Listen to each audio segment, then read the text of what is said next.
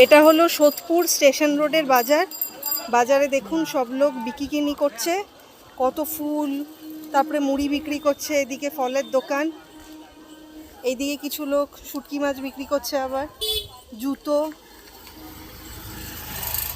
পানও আছে, গাছও আছে। আবার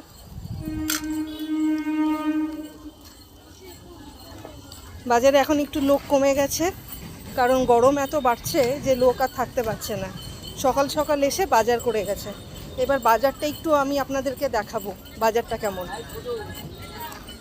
এই দেখুন এখানে তাল ঠাল বিক্রি হচ্ছে। দিদি তাল কত করে? দিদি তাল কত করে? তাল কত করে? আচ্ছা।